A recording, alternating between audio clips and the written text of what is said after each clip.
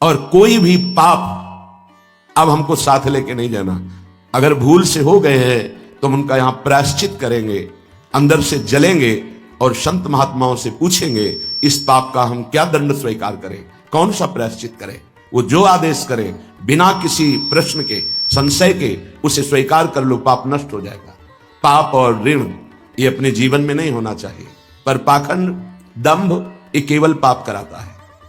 भोले भाले भूले हुए जीव प्राणी वो जानते नहीं हैं कि किसे सत्य अध्यात्म कहते हैं, बस भूल में और भूल बटोरते घूम रहे हैं। कहीं कुछ भी तुम्हें मांगने की जरूरत नहीं, किसी के आगे हाथ पसारने की जरूरत नहीं कि आशीर्वाद दे दीजिए, हमारी प्रार्थना मान लीजिए।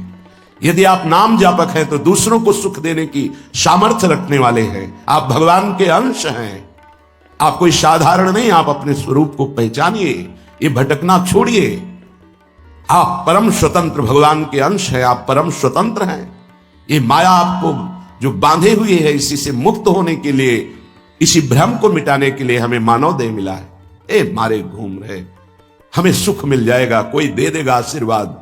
अरे आशीर्वाद भगवान ने दे दिया तुम्हें, तुम भगवान के अंश हो, तुम्हें मानव दे दिया, तुम्हें बुद्धि दे दी, विवेक दे दिया, इससे तुम सुखी नहीं हो पा रहे तो किसी के आशीर्वाद से क्या सुखी हो जाओगे। आशीर्वाद भी वही लागू होता है जो सत्कर्मी होता है, जो पाप नाशक अनुष्ठान किए हुए उसी के ऊपर आशीर्वाद जाता है। आप सोचे आप करें पाप, विषय विलासिता, और आपको कोई परमहंस आशीर्वाद दे दे, आपकी सामर्थ्य नहीं कि ऐसे आशीर्वाद देने वाले महापुरुष तक पहुंच पाए। जो पे दुष्ट हृदय सोई हुई, मोरे सन्मुख आव की सोई, वो जा ही नहीं सकता। अगर चले गए तो आशीर्वाद मांगने की जरूरत नहीं है, वो बात मिल जाएगी जो तुम्हें दूसरों को आशीर्वाद देने की सामर्थ्य प्रदान कर देगी।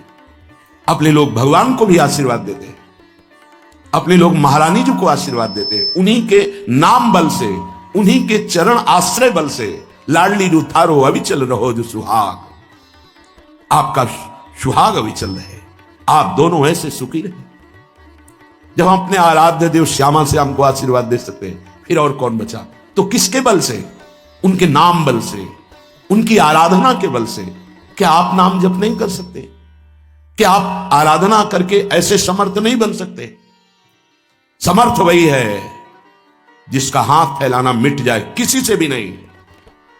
आपके पास नाम है, आपके पास मंत्र है, उपासना है, आप समर्थ हैं, पर आप अपनी वस्तु को पहचान ही नहीं रहे। नाम जप में रुचि नहीं, सतमार्ग सत्क्रियाएं ये रुचि नहीं, तो कहीं भी भाग के चले जाओ, दुख ही मिलेगा, अशांति मिलेगी, चिंता मिलेगी, आशीर्वाद नहीं मिलेगा। वो देगा भी तो लगेगा नहीं, क्योंकि हृदय में हमारे अंदर पात्रता नहीं आ रही। पात्रता नाम जब से आती, मान लो प्रार्थना, कुछ समझ में आवे या ना आवे, राधा राधा राधा। श्रीपाद कह रहे हैं न राधा प्रियो नापि वृंदावनम और नैव वृंदान प्रेम भाजाम। प्रेम भाजाम, जो प्रेम पात्र बन चुके हैं, जिनके हृदय में वृंदावन प्रकाशित हो चुका है, प्रिया प्रीतम खेल रहे हैं, ऐसे महापुरुषों का संग नहीं, वृंदावन का आश्रय वास नहीं, और प्रिया प्रीतम की उपासना नहीं, तो तुम्हारा जीवन धिक्कार। किस काम का जीवन? ये बच्चे पैदा करना, सोना, खाना, पीना, रहना, जीना, ये तो सुअर कुत्ता भी कर रहे हैं। देव दुर्लभ मनुष्य देह कही गई, बड़े भाग मानुष तन पावा, सुर दुर्लभ सद ग्रंथन गावा, दुर्लभो मानुषो देहो। बड़ी महिमा किस बात की? भगवत प्राप्ति की, जीवन मुक्त होने के लिए, भजन रूपी धन कमाने के लिए। यदि भजन नहीं, ज्ञान नहीं, भक्ति नहीं, वैराग्य नहीं, तो फिर पशु से बढ़कर के तुम नहीं हुए, पशु से नीचे ही हुए, क्योंकि पशु तो अपने कर्मों का भोग भोग कर ऊपर उठ रहे हैं, तुम सबसे ऊपर आकर अब ऐसे कर्म कर रहे हो कि नीची योनियों को जाओगे। श्रीपाद कह रहे हैं कोई भी आराधना किए बिना प्रभु की सुखी नहीं हो सकता, चाहे वो ब्रह्मा के पद में ही क्यों ना हो। सच्ची मानना, अगर सुख का अनुभव होगा तो भगवत आराधना से। ये बैठ जाए दिमाग में, भोगों में सुख नहीं है। अनंत ब्रह्मांडों में जितने भोग हैं सब माया के द्वारा रचित हैं। अगर वो सुखद भोग लग सकता है तो प्रभु को अर्पित करने के बाद, प्रभु से जुड़ने के बाद, प्रभु की दृष्टि पड़ने के बाद, जैसे ऐसे हम पाते हैं तो अन्न है, लेकिन जब प्रभु को अर्पित करते हैं तो वो प्रसाद हो जाता है, और प्रसाद पाप का नाश करके हृदय में प्रसन्नता प्रकट करता है। प्रसन्नता ही भगवद आनंद की तरफ आगे बढ़ाती है। समझ में नहीं आ रहा, हम बार बार भटक रहे हैं इन्हीं भोग, इन्हीं सुविधाओं को सुख मान। अगर नाम जप नहीं चल रहा तो समेट लो जितनी सुख सुविधाएं, अंतिम समय हमारी बात याद करना, कुछ तुम्हारे हाथ नहीं लगेगा। अब भी देख लो, कोई 20 का है, कोई 50 का, कोई 40 का, 30 का, इतना समय व्यतीत हो गया, क्या है तुम्हारे पास जो यहां से ले चलोगे? और कौन सी अनुभूति है जिसमें तुम तृप्ति का अनुभव कर रहे हो कि मुझे ये मिला, मैं तृप्त हो गया? कुछ नहीं, जीरो पे जीरो हो। वही वासना, वही मांग, वही चिंता, वही शोक, वही भय, वही कामना। देखो ना, अंदर देखो, संतोष, शांति, निर्भयता, निश्चिंतता, निशोकता, परमानंद एक भी है नहीं, वो बिना भगवत आराधना के नहीं। श्रीपाद कह रहे हैं, हिरण मम राधा नागर चरण मरणे पिनैव विस्मरतु तनुरपि न विपत् कोटिषु जीवन वृंदावनम क्षणम त्यजतु। ये बहुत सुंदर बात मांग रहे हैं, जब मेरे मरने का समय आवे तो हे राधा नागर अर्थात प्रिया प्रीतम, जीवन आपको समर्पित है, तो अंतिम श्वास में आप चूक मत करना।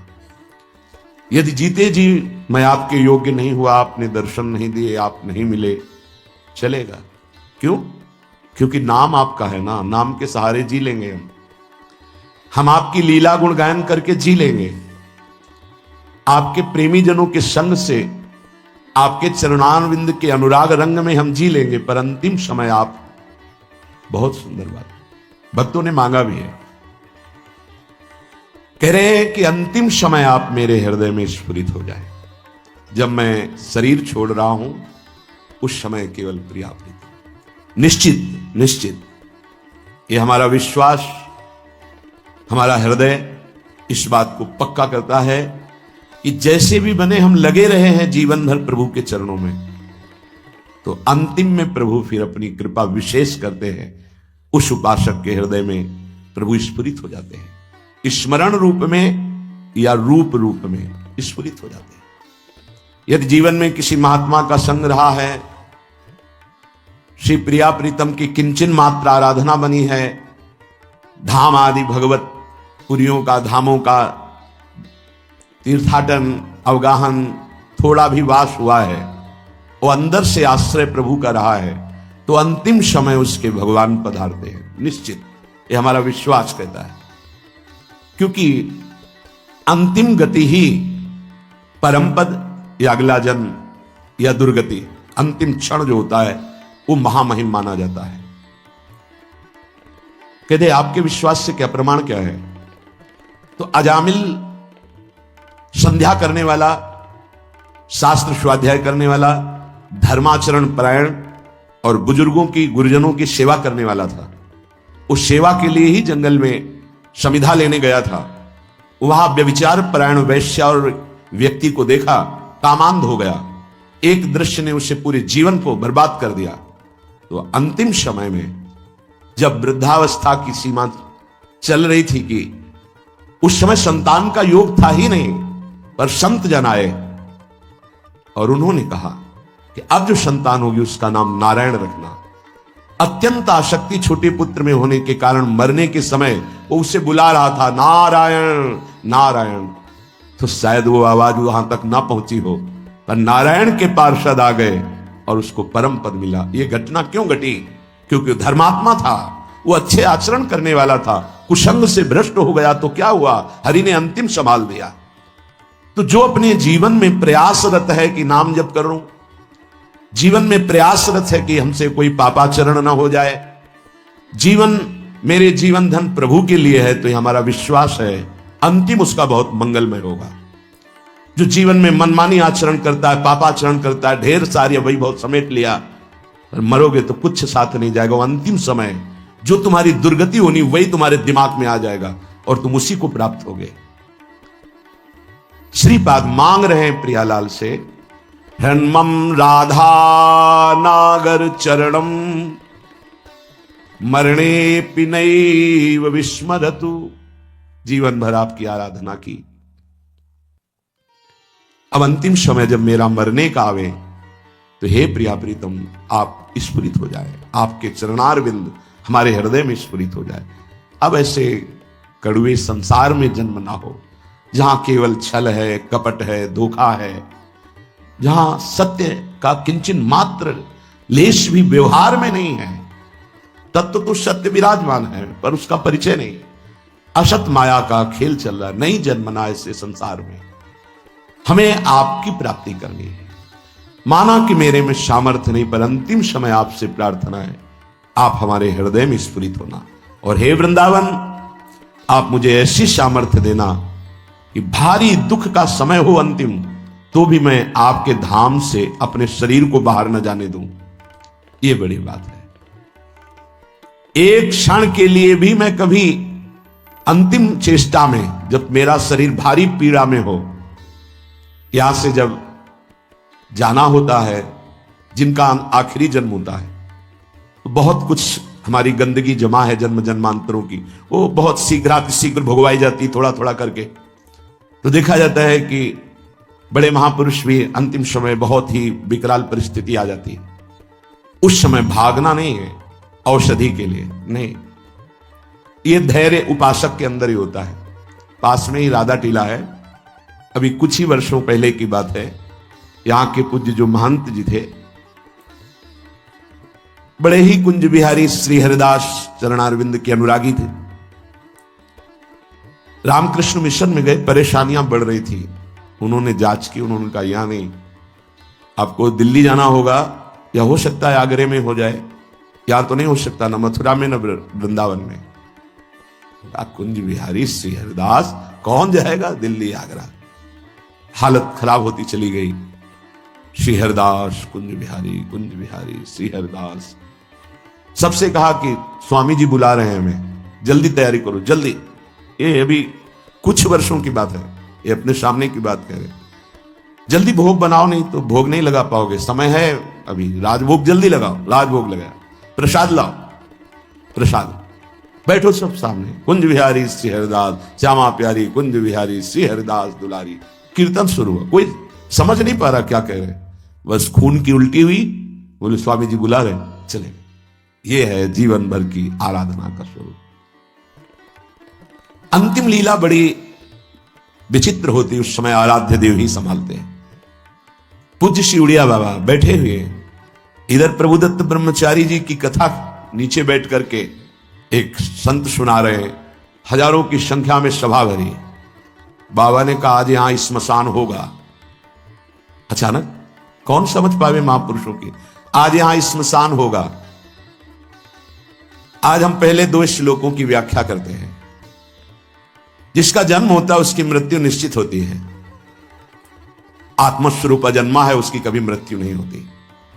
धैर्यवान कभी मृत्यु से विचलित नहीं। कोई समझ ही नहीं पा रहा कि बाबा आज बेप्रसंग की चर्चा कैसे कर रहे हैं। अच्छा तो सब सुनो, जो चर्चा हो रही सुनो। प्रभुदत्त ब्रह्मचारी जी की भागवत, ओम शांत बैठ गए। आखिरी ओम बाबा का था। इतने में वही आश्रम में रहने वाला एक कुछ विक्षिप्त टाइप का, क्या भगवान दास कुछ ऐसे ही नाम था, वो आया, कहने लगा लाओ हम चवर डुलाएंगे।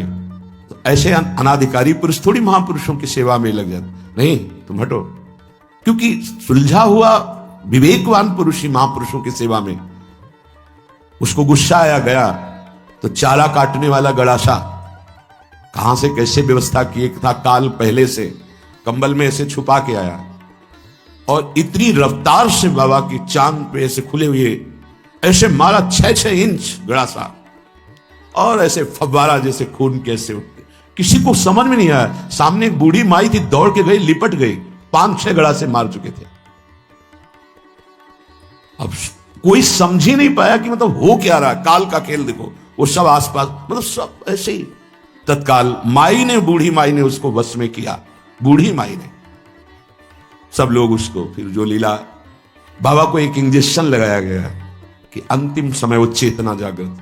ओ क्या पूरे जीवन तप ज्ञान की मूर्ति, अंतिम लीला कैसे जा रहे, पूरे जीवन मां मां मां पुकारते हुए रामकृष्ण पर, अंतिम गले में कैंसर, विविध प्रकार की पीड़ाएं, ऐसी महाभाव दशा में पूज्य भाई जी अंतिम समय में, जिनका आखिरी जन्म होता है बड़ा, तो उसीलिए ये ब्रह्मबोध संपन्न महापुरुष हैं, जीवन मुक्त महापुरुष हैं, प्रेमी महापुरुष हैं।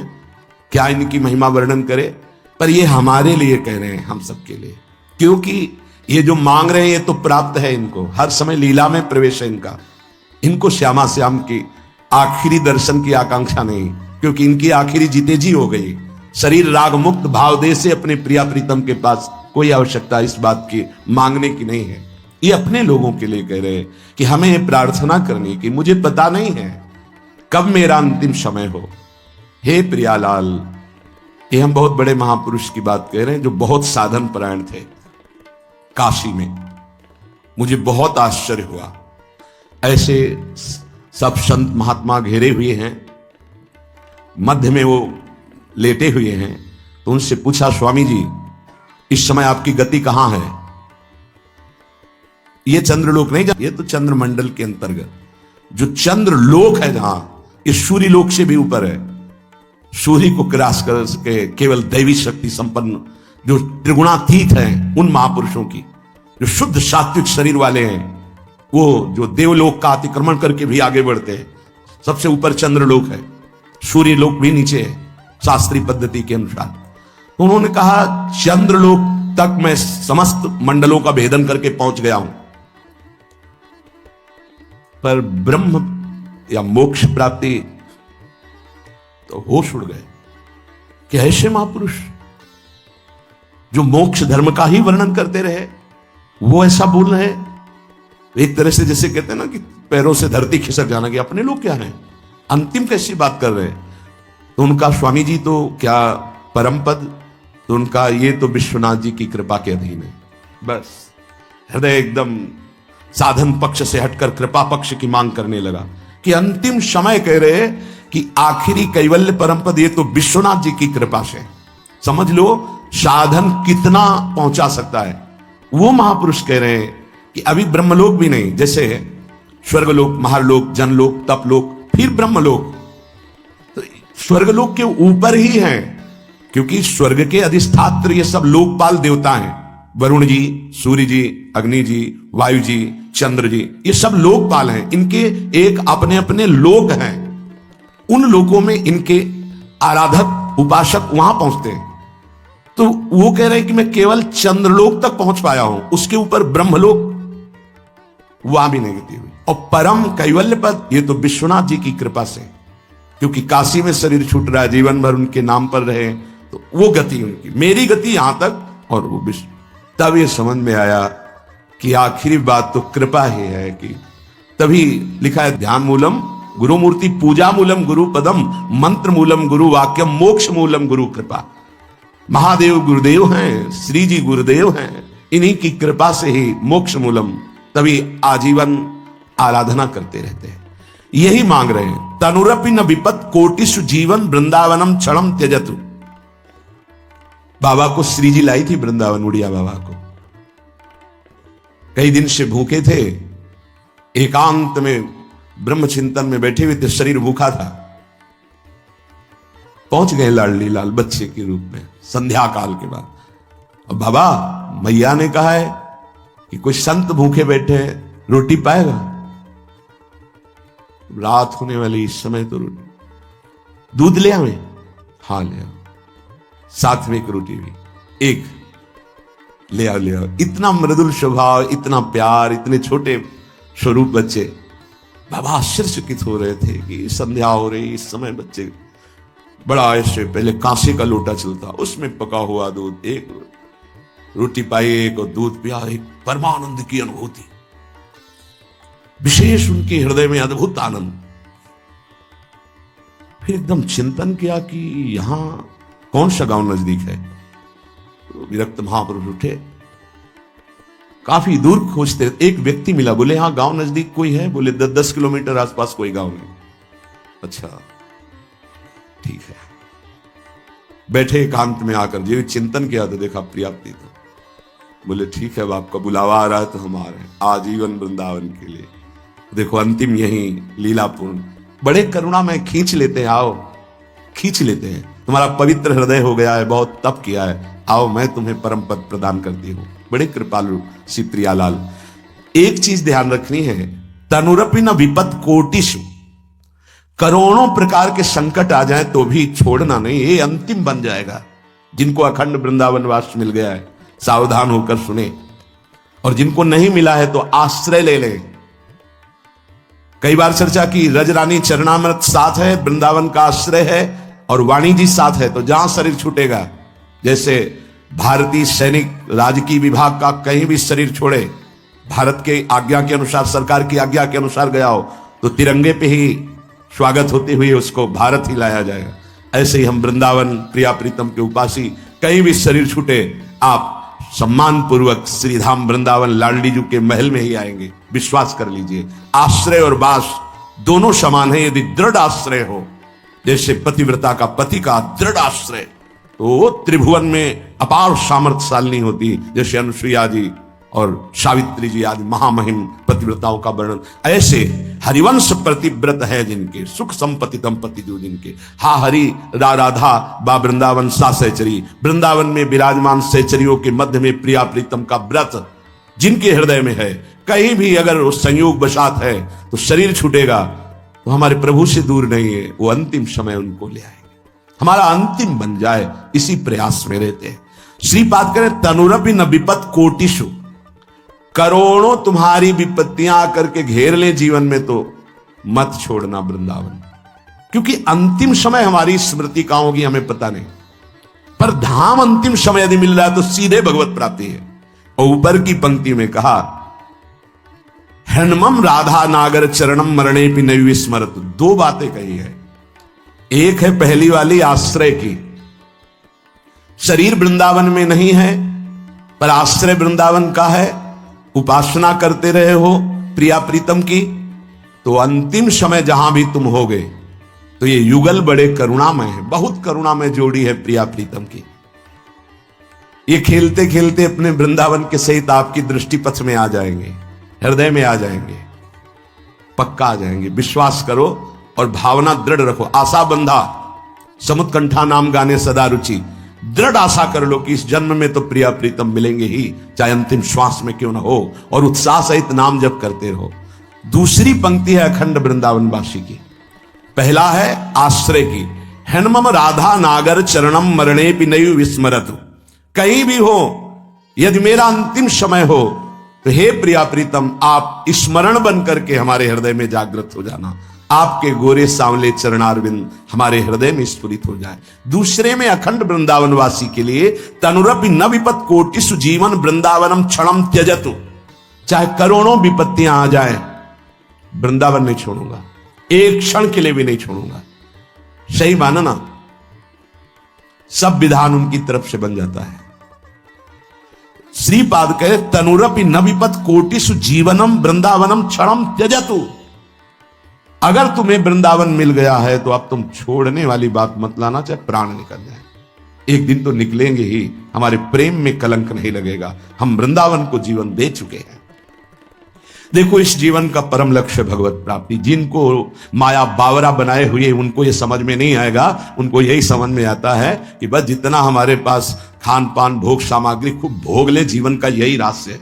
वो मंद बुद्धि अपना सर्वनाश कर रहे हैं, वो जान नहीं पा रहे कि जीवन का उद्देश्य क्या है, मैं आया किस लिए हूं, मैं कौन हूं और किसका हूं, कुछ समझ में नहीं आ रहा, बस बहे चले जा रहे हैं प्रवाह में। उपासक सावधान। पूज्यपाद शिवड़िया बाबा जी महाराज कहते हैं, ये 8 बातें भगवत भक्त अपने जीवन में जांच ले कि है कि नहीं है, अगर ना हो तो धारण कर ले। पहला है, संत महापुरुष आपके जीवन में है कि नहीं, ये जांच करनी है।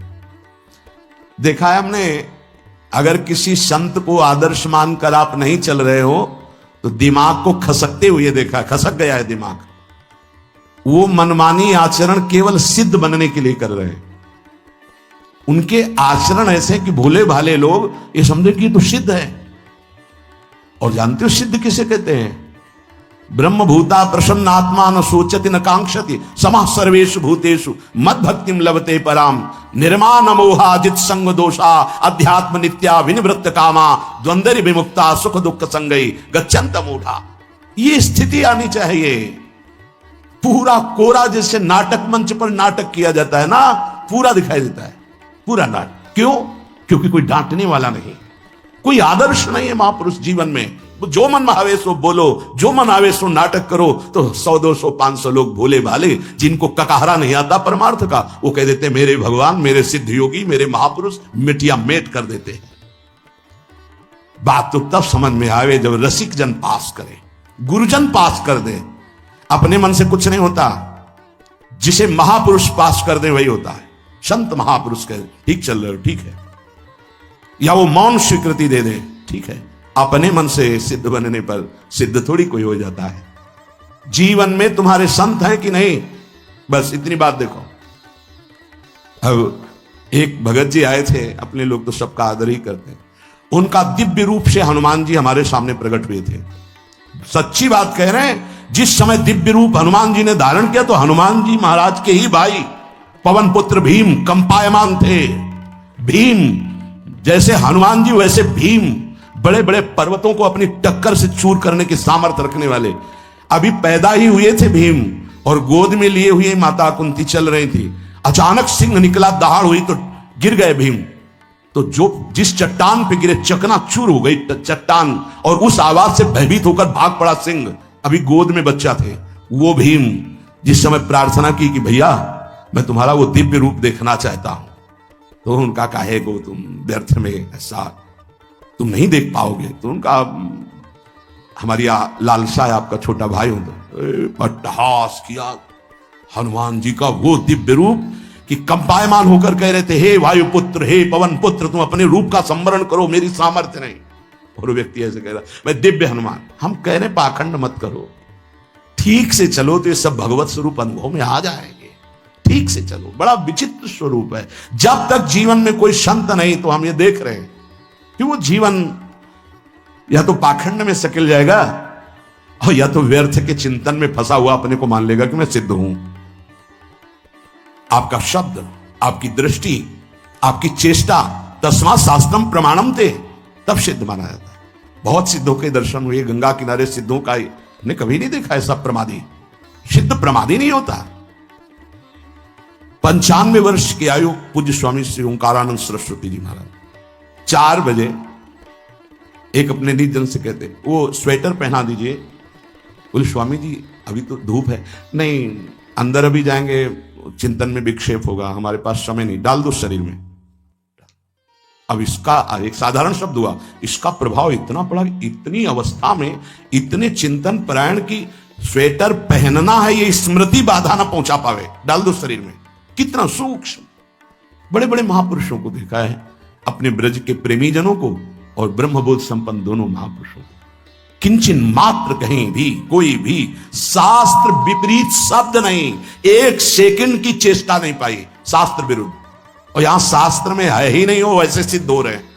क्यों? क्योंकि जीवन में किसी आदर्श महापुरुष का अंकुश नहीं।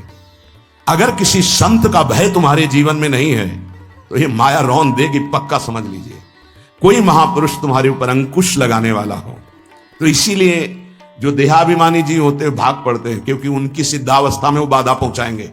गुरुजन असली सिद्ध बनो, नाटक नहीं, तो भाग पड़ते हैं।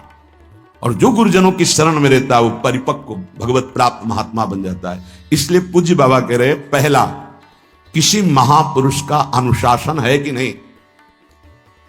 प्रगट में अनुशासन जरूरी है, प्रगट में अनुशासन जरूरी है। नारदानंद सरस्वती जी महाराज नैमिषारण्य के पीछे आए थे, कुछ परिक्रम उन्होंने बताया। अब वो पधार गए जो वहां के अधिकारी बनाए गए, विवेकानंद जी। नए वस्त्र धारण करके आ गए, सदवई में मना है। यदि ऊपर का नया वस्त्र हो तो नीचे का पुराना और मलिन होना चाहिए। अगर नीचे का तो फिर ऊपर का पुराना मलिन, मैच नया क्रीच एकदम, ये सब साधुता के कुछ नियम होते हैं, साधुता की एक मर्यादा होती है। तो वो दोनों नए पहन करके आ गए, भूल हो गई उनसे, देखा शिष्य। और नैष्ठिक ब्रह्मचर्य में सफेद कपड़े पहनाए जाते, तो और वो खिले हुए ऐसे बांधे हुए ऐसे सब, उनकी दृष्टि गई। लाख लाख जहां बैठकर सत्संग सुनते हैं, स्वामी श्री नारदानंद सरस्वती जी बड़े ही महापुरुष थे, अपार भीड़। और सत्संग के बाद 1 घंटा सबको एकांत चिंतन करो, क्या वहां ब्रह्म ज्ञान का सत्संग होता था। प्रातःकालीन बेला पे जैसे अपने यहां सत्संग होता है, वहां थोड़ा विलंब होता था, 5:30 बजे, जो निजी जन्म का वो योग वासिष्ठ से कैसे तुम्हें बताएं, जो उस सभा में बस यही लगता है कितनी जल्दी देह रात छूटे और अपने स्वरूप में महापुरुषों का वचन का प्रकाश होता है। एक सत्संग होता था सामूहिक सब लोगों को, एक होता था पर्सनल, जो दिव्य साधक हैं केवल वही बैठ सकते हैं, अन्य नहीं। ऐसे पूज्य बाबा के यहां भी एक होता था पर्सनल ज्ञान का और एक होता था सामूहिक प्रवचन। तो उस समय सामूहिक सत्संग चल रहा था, काफी सब समाज लाखों की थी, देखा दूर से लोग। एक शिष्य से कहा गौशाला में जाओ, गोबर को गीला कर दो। उनसे कहा विवेकानंद गोबर की छवियां भर करके यहां खड़े हो सत्संग के पास, वहां नन नच हो नहीं सकता, और गीला गोबर, तो जो 2 घंटा सत्संग हुआ पूरा टप टप ऐसे कपड़ों में, पूरी हालत बिगड़ गई। क्या था ये? संत शासन। अब दोबारा वो गलती नहीं होगी, समझाने की जरूरत नहीं, हम समझ गए कि हमसे गलती क्या हुई। संत शासन नहीं है तो ये मन बहुत विचित्र है, बहुत विचित्र है। इसीलिए पहला, जो भी परमार्थ का पति को, चाहे ज्ञान मार्ग का, योग मार्ग का, किसी योग मार्ग की लौकिक ऊंचाई पर पहुंचे हुए कि गुरुदेव आए और उन्होंने कहा कि किसी कारण से शिष्य बढ़ जाए और अपने गुरुदेव की अवहेलना करे तो उसकी गति क्या होगी? उनका दुर्गति, दुर्गति, दुर्गति के सिवा उसके आगे कोई शब्द नहीं है। गुरु को पीड़ा है और शिष्य परम पद में पहुंच जाएगा? नहीं नहीं, ऐसा नहीं हो सकता। अनुशासन अत्यंत आवश्यक है। किसी भी वैभव या लोक व्यवहार या लोक मान्यता बढ़ जाने पर अपने गुरु का अपमान, गुरु की अवहेलना, तो उसकी दुर्गति पक्की। देखो, ये मन है, ये इंद्रियां हैं, ये अहम है, ये केवल गुरुदेव से ही वश में आता है, दूसरी जगह नहीं आता। क्यों? क्योंकि दूसरी जगह उत्तर देने का अवसर है। दूसरी जगह हम नहीं मानते तुम्हारी बात, लेकिन वहां ना उत्तर है और ना नहीं मानते, केवल वहां मिटना ही मिटना है। अगर ऐसा उपासक है तो निश्चित परम पद का अधिकार। केवल मिटना कोई उपाय नहीं है, अहंकार के पोषण का कोई उपाय, केवल मिटाना है। रो लो, चिल्ला लो, जो तुम्हें करना है कर लो, आना तुम्हें इसी मार्ग में पड़ेगा, दूसरा कोई रास्ता नहीं। बलिहारी घेर करके नष्ट कर देते हैं हमारे मन की मनमानी को, हमारे अहंकार को। इसलिए जीवन में प्रगट में जिनके जीवन में संत हैं और वो स्वीकार करते हैं उनका अनुशासन, उन्हीं का जीवन प्रकाशित होता है, पक्का समझ लेना। दूसरा, भागवतिक मार्ग में चलने वाले उपासक को सांसारिक पुरुषों की मित्रता करके उनकी संगोष्ठी में नहीं बैठना चाहिए। इस बात को बहुत अच्छे से समझ लो। सांसारिक पुरुषों की जो वृत्तियां होती हैं उनमें बड़ा आकर्षण होता है भोगों का, प्रपंच का। जो साधक भ्रमणशील हैं, अगर वो गृहस्थों के यहां जाकर उनकी सैयाओं पर सोते हैं तो उनकी दुर्दशा क्या होती है चित्त की, वो खुद अनुभव करके देख ले। आज तो शास्त्रीय पद्धति को समझा ही नहीं जा रहा। जब बड़े बड़े सुभट गंगा किनारे त्याग वैराग्य ज्ञान के मिले ना, तो आगे का रास्ता खुलता चला गया। सांसारिक पुरुषों के समुदाय में बैठना था। वो तुम्हें भगवान कहेंगे, ईश्वर कहेंगे, अवतार कहेंगे, उनको कुछ ज्ञान नहीं। आप मान बैठेंगे अपने को भगवान, अपने को ईश्वर, अपने को अवतार मानिए, तो आप जो अवतार है ना, ईश्वर है ना, भगवान है, उनसे विमुख हो जाएंगे। यहां जो भी अवतरित हुए हैं भगवत पार्षद, वो सदैव दैन्य ही रहे हैं। आप देख लीजिए, उच्च कोटि के महापुरुष चाहे जितनी ऊंचाई पर चढ़े हों, सदैव भगवान की ही स्थापना की है। भगवान के नाम की, रूप की, लीला की, धाम की, भगवत महिमा की स्थापना की है, अपनी नहीं, अपने पार्थिव शरीर की नहीं। ध्यान रखना, जितने महापुरुष प्रकट हुए भगवान की स्थापना की। अगर हम संसारिक पुरुषों का संग करेंगे तो कई तरह से हानि हो जाएगी। सत्संग हो रहा है, बस इतने जो चाहो बैठ जाओ। हमारा पर्सनल एकांतिक केवल गुरुदेव से संबंध है और उनके द्वारा बताई हुई उपासना में हमारा समय व्यतीत होना चाहिए। कोई हमारा मित्र नहीं होना चाहिए, अलग से संगोष्ठी नहीं होनी चाहिए विषयी पुरुष की, सांसारिक पुरुष की। तीसरा, किसी भी अपनी निंदा करने वाले के प्रति कभी भी बुरा व्यवहार बर्ताव नहीं करवाना चाहिए, क्योंकि भगवान प्रेरित करते हैं निंदा करा करके महान बनाने के लिए। यह शब्द याद कर लो। जब तुम्हारी निंदा होने लगे, प्रतिकूलता होने लगे, विपत्ति आने लगे, संकट सताने लगे, तो जान लेना कि तुम्हारी अध्यात्म की भूमिका उठने वाली है। पक्का। यह अध्यात्म की भूमिका उठना बहुत कठिन होता है। अध्यात्म का प्रवचन कर लेना बहुत सरल होता है, नहीं? हाँ, चमड़ी को चिकनी करके और अध्यात्म का प्रवचन करने में कोई कठिनता नहीं, लेकिन चमड़ी और दमड़ी का राग मिटा दे फिर अध्यात्म की तरफ चले, ये किसी फक्कड़ महात्मा का कृपा पात्र ही होगा जो फकीर होगा, जिसने विश्व की समस्त भोग वासनाओं को रौंद करके अपने स्वरूप में स्थित हो गया। ऐसे महात्मा के संग के बिना अध्यात्म का रंग नहीं चढ़ सकता, और देखने को मिल रहा है। जब तक हमें अध्यात्म का परिचय नहीं है तब तक कहीं भी हम राजी हो जाते हैं। अरे राजी होने को तो टाकीज के सामने देखो जाके, हजारों की भीड़ लगती, लाइन में खड़े होते हैं, पैसा देते हैं, और क्या देखने जाते हैं? झूठा तमाशा। उनको आप क्या कहोगे? ज्ञानी कहोगे? सत्संगी कहोगे? भीड़ का इकट्ठा हो जाना कोई अध्यात्म का चमत्कार नहीं होता। तो अध्यात्म का चमत्कार तो अंतर की वृत्ति का परिवर्तन हो जाना होता है। नहीं तो अगर एक नृत्य करने लगे ना तो हजारों उसको देखने में खड़े हो जाते हैं कि पथिक को तो धन्य हो गया जीवन, और 1 करोड़ लोग कह दे कि परमार्थ का पथिक है तो मान्यता नहीं मानी जाएगी। ये अध्यात्म है। अध्यात्म इसीलिए कह रहे हैं कि सांसारिक पुरुषों की संगोष्ठी में रति न करे। तीसरी, अपनी जब कोई निंदा करे तो उसका भला जरूर मना देना, बुरा मत मना देना, नहीं तो अध्यात्म छूट जाएगा। अपने पास सामर्थ्य होने पर नीचापमानम सुधा, वो नीच है, हम उस पर शासन कर सकते हैं, पर उसके द्वारा किए हुए अपमान को सह गए और अंदर से मनाया, भगवान तुम्हें सुखी रखे, स्वस्थ रहो, और कभी भी हम आपका विरोध नहीं करेंगे। जब अवसर मिले तब फिर हमारी निंदा करना, भगवान तुम्हें स्वस्थ रखे, तुम्हारा कभी अमंगल ना हो। ध्यान रखना अध्यात्म। चौथा, अपने मुख से कभी किसी की निंदा ना करना। निंदा व्यक्तिगत नाम लेकर के की जाती है, सिद्धांत सार्वभौम वर्णन होता है। जैसे यहां हम कह रहे हैं, वो निंदा सिद्धांत के विपरीत आचरण में जो चलते हैं उनकी है। कौन है? नाम नहीं है, रूप नहीं है। सिद्धांत में चलना एक ये मार्ग है, सिद्धांत से बिलक चलना ये पाखंड है। पाखंड और दंभ की निंदा होती, और सत्य की कोई निंदा करे तो वो प्रकाशित होता है। सत्य निंदा से ढकता नहीं। जैसे कोहरा थोड़ी देर के लिए सूर्य को ढकने का नाटक कर सकता है, लेकिन सूर्य जब प्रकाशित होगा तो कोहरे की धज्जियां उड़ जाएंगी। पांचवा, मान लेने की इच्छा का त्याग करके अपने समीप जो भी आवे, छोटा बड़ा सबको प्यार और मान देना। ये 8 अच्छे उपासक में सब लक्षण पाए जाते हैं। दूसरों को मान देने का स्वभाव रखना, चाहे छोटा बच्चा ही क्यों न हो।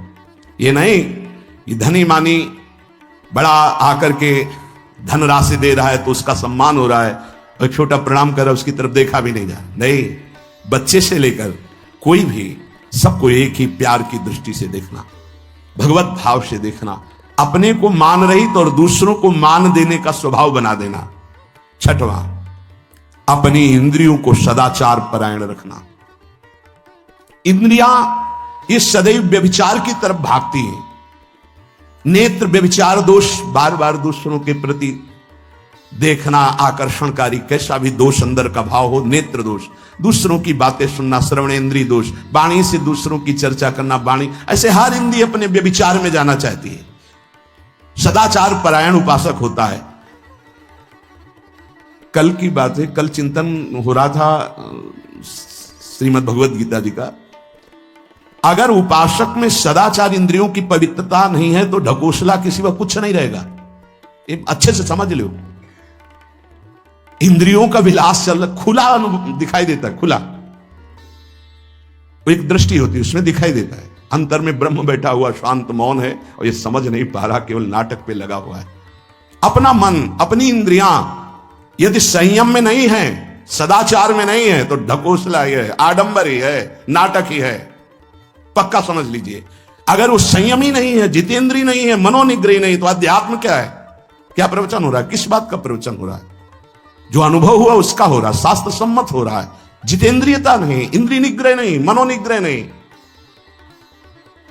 छठवां, सदाचार परायण, अर्थात इंद्रिय और मन शास्त्र आज्ञा के अनुसार चले। जिसका इंद्रिय मनोनिग्रह युक्त समय व्यतीत होता है भगवत चिंतन में, वो महापुरुष है। अभी वर्तमान में ही है, चिंता मत करो, स्थिति जागृत होने में देर नहीं।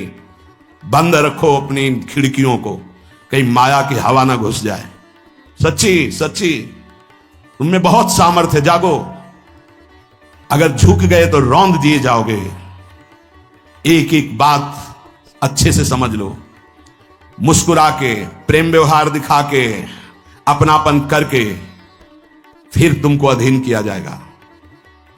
माया भगवती बहुत बलवती है।